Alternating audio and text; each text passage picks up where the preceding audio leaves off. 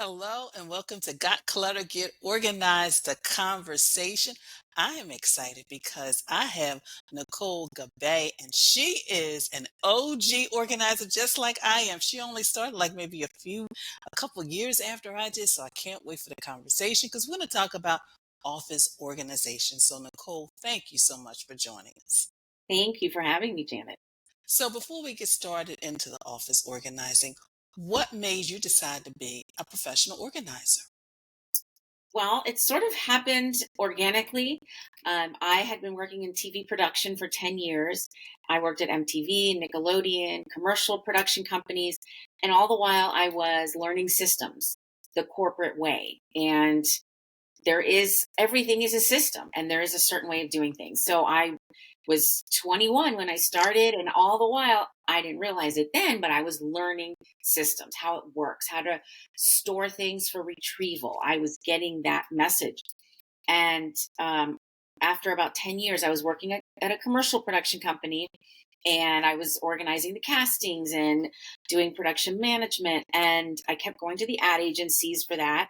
And I walked into the ad agency, and numerous times people would say to me, "Oh, hi, are you here for the audition?" And I would be like, "Oh, no, no, I work behind the scenes." And it started to happen like every week. And it was always a little secret dream of mine to be on camera, to be a model, be an actress, but I had no experience or idea how even one gets into that. So as they kept asking me, I finally said to my boss, "Well, I think I want to try it." And she was super supportive. She was like, "Okay, great. We'll help you get pictures and get an agent. And, you'll be on your way." And I was like, "Great." So I quit my job, which was a little scary, but I figured, I'd figure it out. And, um, well, as soon as I quit my job, I realized auditioning and taking classes doesn't pay the rent. So I needed really my day job, my bread and butter job. I didn't know what I was going to do. I started meeting a lot of people that were working in restaurants. It's like kind of like a joke in New York. It's, "Oh, I'm an actor." "Oh, really? What restaurant do you work at?" So, and I couldn't do that. I just, I knew that being a model, you have to be up bright and early, bright eyed, bushy tailed. So I wanted something to do in the daytime, and I organized a couple of friends' offices, and they said, "Wow, this is an amazing thing. I think a lot of people could use this." And I was like, "Really?" Because for me, it was so easy. And I was like, "This is so natural for me." And long story short, this was 1999. I realized that I could start a business. And it was word of mouth. I started meeting people, and then I would organize, the one person, and then she'd have me do the children's rooms, and then she'd have me do her mother-in-law's house, and it kind of went like that. So, and I realized it was not just lucrative, but it fit perfectly with my lifestyle. So I could do client work and then audition, and so it worked out great. And that was 23 years ago. Yay! So, when it comes to the office, what are some of the things we do to either do we bring in a lot of unnecessary things to make it cluttered, or in our effort to organize, do we clutter? How do we get offices that are just unorganized and unproductive? Well, that's a great question, because it's like, which came first? And I think, first of all, just being in the United States, in America, in our spaces, we collect stuff. We are a consumer society, so we're always gathering things. And our office becomes kind of like the culmination of that, because people look at the paper, the last thing they want to do. So, and that's important because you kind of have to manage it on a regular basis. I always say 15 minutes at the end of each day, just clear your desk. And you make your to-do list, so you know what you're working on the minute you get in the morning. So that's key. So yeah, I think the first thing to do is, how do we manage the paper? Mhm. So, with that, how do we stay organized? Because, I mean, we're managing clients and projects and emails and this and that. How do like a couple of things on how we can maintain order in our offices? Okay, so the first thing I always say, I mean, for sure, it's always the decluttering, the edit, get rid of the obvious. That's kind of like, goes without saying, really. And I have what I call the Gabai principles, and it's a 6-step process. And I Once I start with sectional organizing, some of these are much more involved. So it's described in a book I wrote. But once I go to the paper area, the first thing we need to do is get everything vertical. All those horizontal piles, they are not your friend. They don't help. Even though people will say to me, "Oh, I know it's in my office in a pile, but I don't know exactly where in the pile." That doesn't help. So the first thing I would say is grab a couple of boxes and get yourself a whole lot of file folders and start putting your papers in folders. And you want to think about, what am I thinking of so I can find this material later? Not just, oh, let me make it disappear, because you need the retrieval, right? And then I always feel like, make beautiful labels. The more beautiful your system is, the more apt you are to use it. Scribble by hand, it's convenient, but in the long run, it's not going to help you. So I would say those are kind of the main things, like get everything vertical, start putting things into files. And then I use what's called the zones principle. And what that means is, for me, there's like zones 1 through 4. So zone 1 items are the things that you use the most frequently. You want those at your fingertips.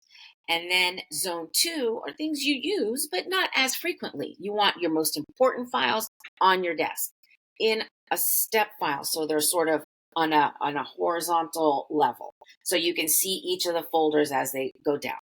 The other thing is, those are zone 2 items. So, zone 1 is at your fingertips. Zone 2 is a little further away. Zone 3 could be in a cabinet, and zone 4 could be in a closet. So the point being is, it's a way of prioritizing all the stuff you have, so that when I walk into a client's office and they show me, oh, well, in this drawer, I have all my tax records, and it goes back 10 years. Well, that shouldn't be in your most prized real estate section. That's for your zone 1 items or zone 2. That's it. All the rest can be stored in a box and put in another area, top of a closet, the bottom, a basement, an attic. You don't need everything at your fingertips. So the zones principle helps you to begin that system process.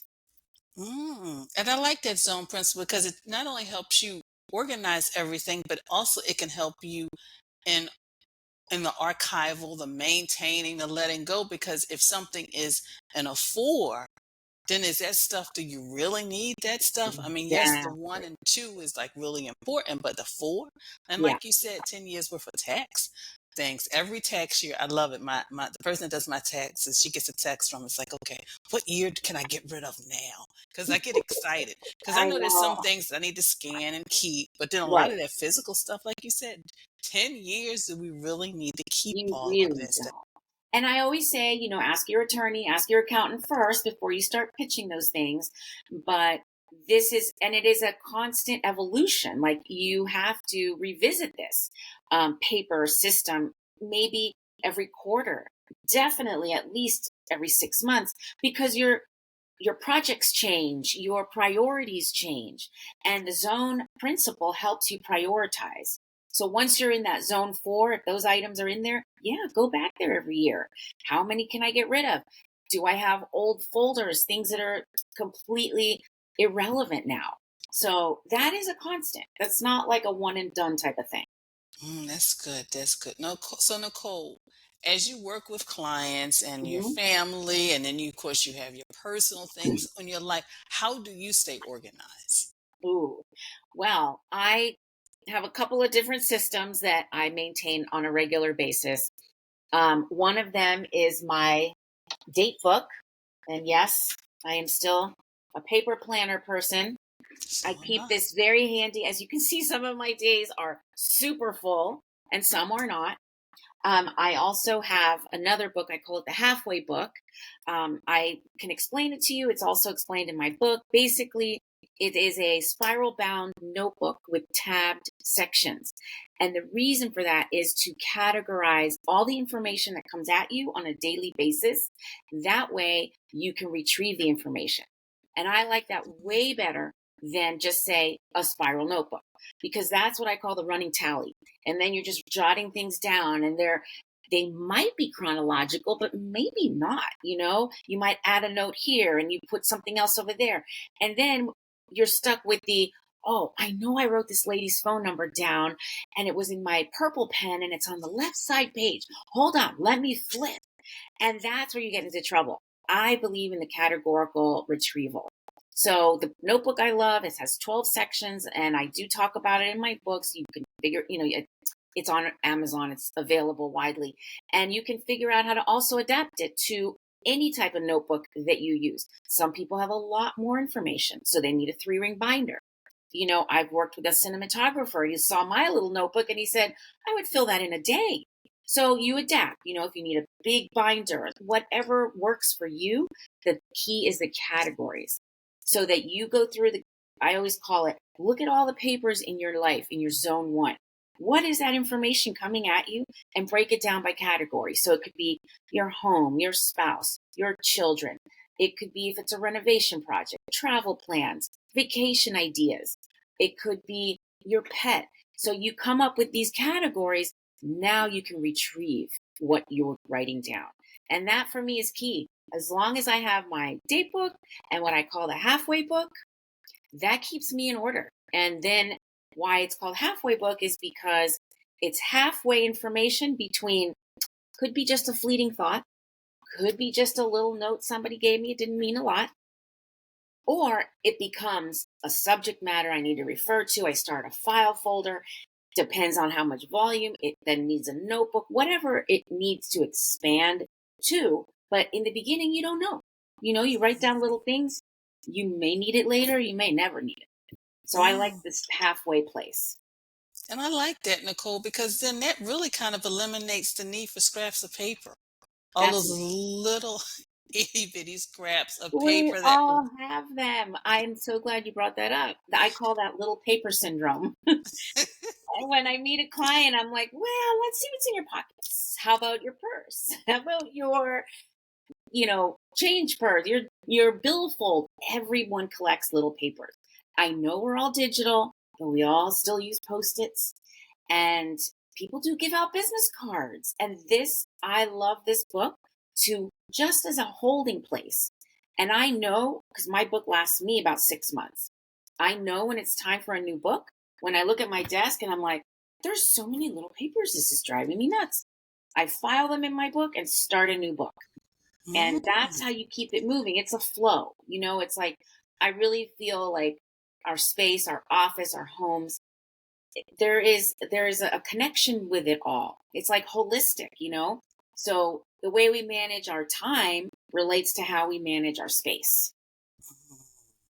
mm, mm, mm. So, Nicole, of course, I could talk to you forever, but how can listeners and those watching connect with you, but also get a copy of your book? Oh, thanks for asking. So I do have a website. It's called the letter B hyphen organized with zed.net, b-organized.net. And my book is called The Art of Organizing. And it's available on Amazon. It's available wherever retail books are sold. Your favorite bookshop, any bookstore owner can order it. Barnes and Noble, etc. It's available everywhere. And I also have my Instagram handle, which I maintain pretty frequently with new projects. I just did a book signing at Lilly Pulitzer. So I just put all the tidbits that I'm working on, and that is my name, at Nicole Gabai. Just no hyphens or anything, just at Nicole Gabai. And of course, those watching and listening, I will have all the links on the show page, including a link to the book of Nicole's. Well, Nicole, thank you so Thank much for you. joining us. Thank you for having me, Janet. This was great. Thank you.